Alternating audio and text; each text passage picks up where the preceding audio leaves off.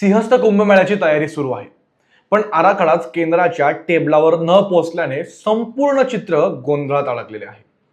नाशिक त्र्यंबकेश्वर सिंहस्थ कुंभमेळ्यासाठी केंद्र सरकारच्या अर्थसंकल्पात कोणतीही ठोस तरतूद न झाल्याने नाराजीचा सूर उमटलेला आहे.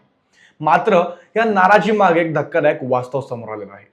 सिंहस्थ कुंभमेळ्याचा सविस्तर आराखडा राज्य सरकारकडून अद्याप केंद्र सरकारकडे सादरच करण्यात आलेला नाही, अशी माहिती आपल्याला मिळते. परिणामी केंद्रानेही अर्थसंकल्पात सिंहस्थाची दखल घेतलेली नाही. आगामी सिंहस्थ कुंभमेळ्यासाठी 12 ते 15 कोटी भाविक नाशिक त्र्यंबकेश्वर येथे येतील असा अंदाज होता आहे. या भाविकांच्या सुरक्षितता, वाहतूक, पाणी पुरवठा, आरोग्य सेवा आणि निवास व्यवस्थेसाठी सुमारे 25,000 कोटी रुपयांची विकास कामे प्रस्तावित आहेत. इतक्या मोठ्या आयोजनासाठी केंद्राकडून भरीव निधी मिळेल अशी अपेक्षा होती. मात्र अर्थमंत्र्यांच्या भाषणात सिंहस्थाचा साधा उल्लेखही न झाल्याने आश्चर्य व्यक्त केलं जात आहे. राज्य सरकारने मात्र पहिल्या टप्प्यात 5,658 कोटी रुपयांचा निधी मंजूर करत नोव्हेंबर महिन्यात विकास कामांचे भूमिपूजन केलेले होते.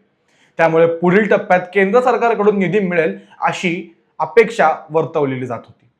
पण आराखड्याअभावी सध्या सर्व आर्थिक भार राज्य सरकारला उचलावा लागत आहे. दरम्यान केंद्र सरकारने रेल्वे, राष्ट्रीय महामार्ग आणि रामकाल पथासारख्या काही प्रकल्पांना मान्यता दिल्याचे सांगितले जात आहे.